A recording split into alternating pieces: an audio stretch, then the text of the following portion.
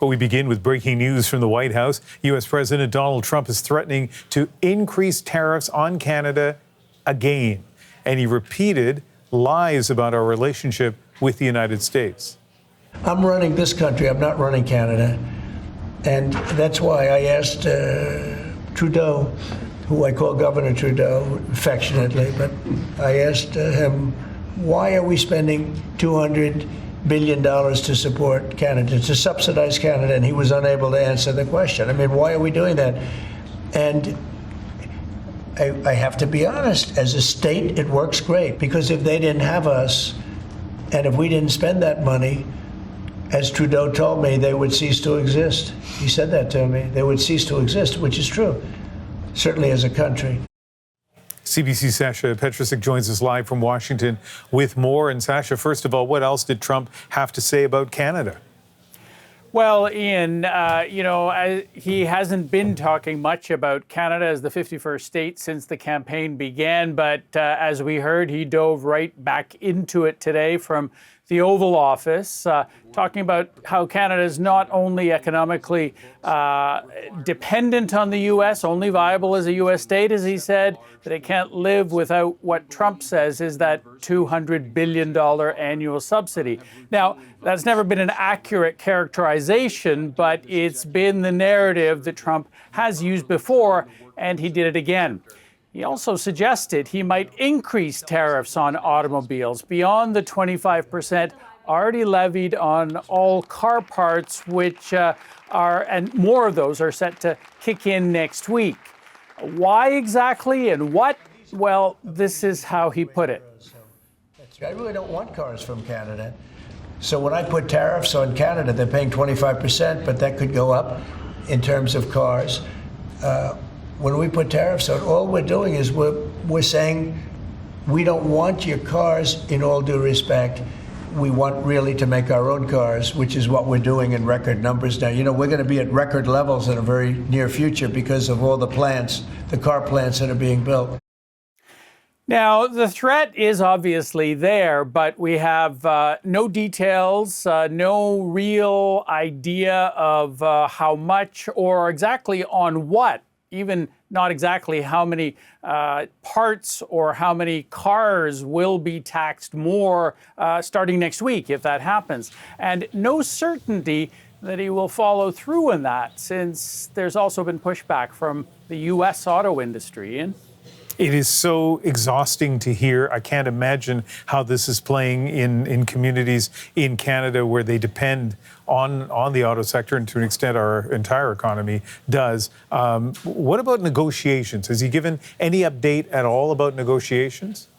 No, there was no answer on that.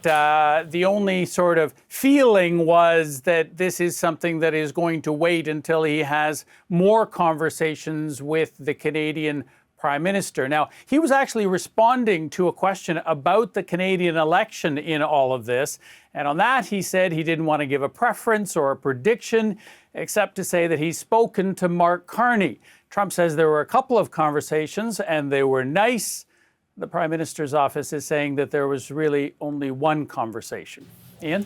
So he constantly refers to Justin Trudeau as governor. Even now, he's using that word. When he refers to Mark Carney, does he add a title to it at all? How does he describe Carney?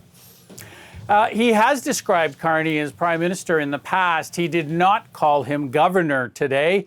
And even on the issue of calling Justin Trudeau governor, he said he was doing it affectionately. All right. I guess Canadians can judge for themselves. Sasha Petricic in Washington, thanks for the update. My pleasure, Ian. Let's bring in John Dagnolo. He's the president of Unifor Local 200 and the union's Auto Council chair. He joins us from Windsor. And so, first of all, your reaction to Trump's statements today. It's unbelievable, Ian. He's not even thinking about the companies. Let's take Canada out of it.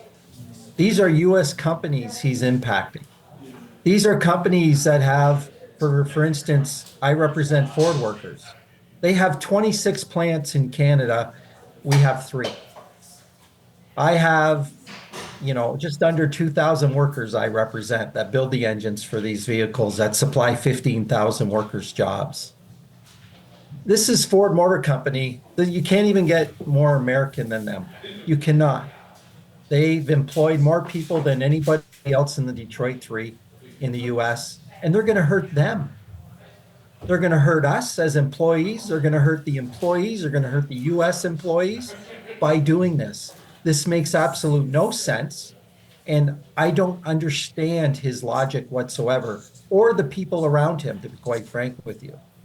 Yeah, well, so, me too, right? But I kind of thought that maybe for you, being involved in the union movement for auto workers in Canada, you might have some insight, because I really, we just keep hearing over and over again how integrated automaking is across both borders and into Mexico as well, how that works well, obviously, for the companies. I kept assuming that the CEOs of the big auto companies in the States would go to the White House and convince them that they need to kind of retain the status quo. Why do you think that hasn't happened?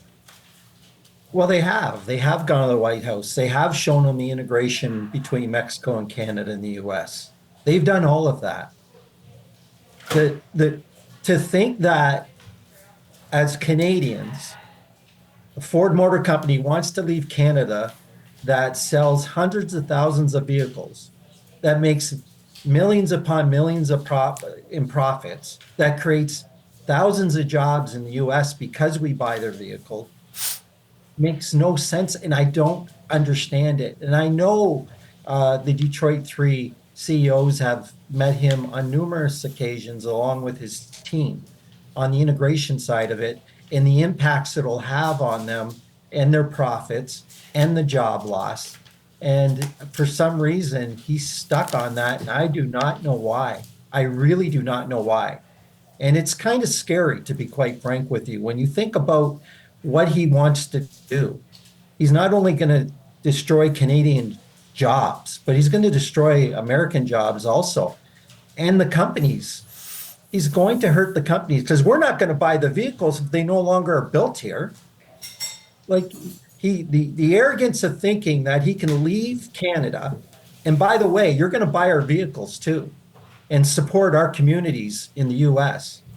Think about that. Does that make any sense? That makes no sense whatsoever.